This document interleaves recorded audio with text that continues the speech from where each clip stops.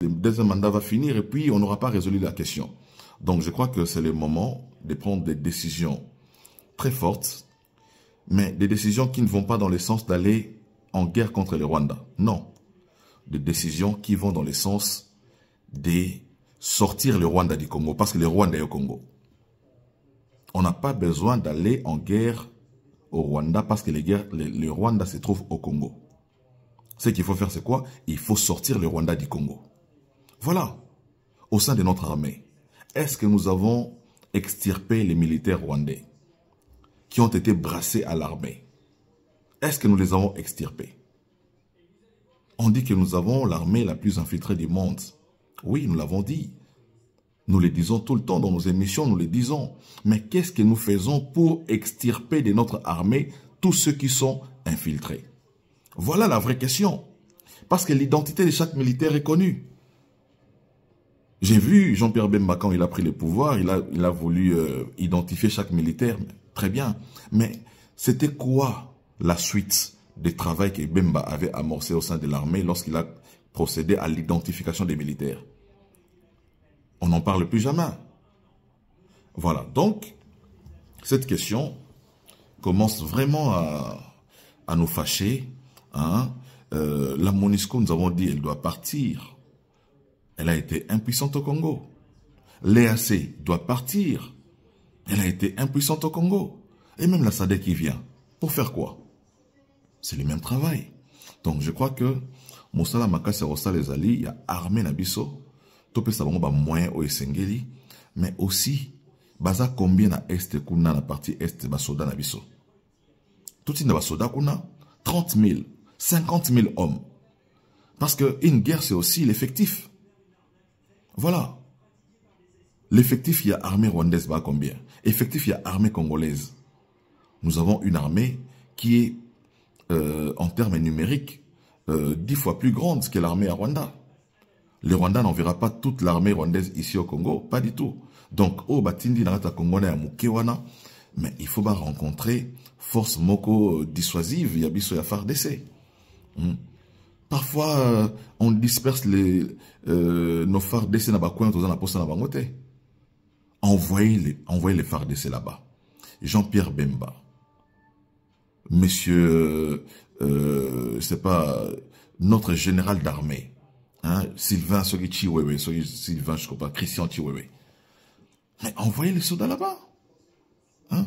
Mais aussi les soldats que vous envoyez là-bas, vous les traitez comment? Dans quelles conditions? Nous voyons parfois des images de nos militaires que vous envoyez au front, mais dans des conditions misérables. Vous croyez vraiment que des militaires, dans ces conditions-là, vont se battre? Pas du tout. Donnez-leur le moyen. Il y a la loi qui a été votée sur la loi de la programmation militaire qui donne aujourd'hui à notre armée plus de 1 milliard de dollars du budget, hein, 10% du budget. Mais voilà, il faut leur donner les moyens. On va continuer à pleurnicher, à compter les nombres de morts, hein. On va faire des signes, ces signes-là. On va les faire autant de fois. Ça changera quoi? La communauté internationale est insensible à tout cela. Nos voisins sont insensibles à tout cela. Vous faites ces gestes-là, ils continuent à tuer. Voilà, donc il faut que nous puissions à un certain moment arrêter. Prendre notre destinée en main. Bunagana, qu'est-ce qu'on fait? Il faut aller à la reconquête de nos terres. Voilà, donc avant d'envisager faire la guerre au Rwanda, il faut récupérer d'abord nos territoires. On récupère nos territoires et on voit la possibilité de faire la guerre au Rwanda. Déjà, si nous sommes incapables de récupérer nos territoires, ça veut dire que nous sommes incapables de faire la guerre. C'est ça la vérité. On ne peut pas faire la guerre avec des territoires occupés.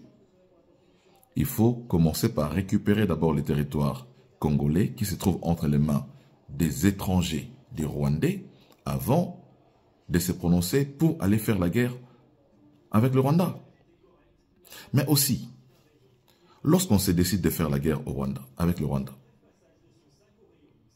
est-ce que nous avons pesé cette décision? Parce que lorsqu'il y a une guerre, il y a toujours des alliés. Qui sont nos alliés lorsque nous faisons la guerre au Rwanda?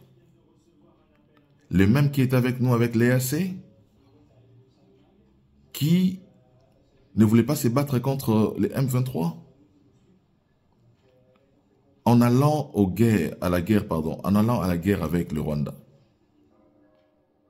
sommes-nous rassurés que tous les pays voisins ne vont pas se liguer contre la RDC pour matérialiser leur plan de balkanisation?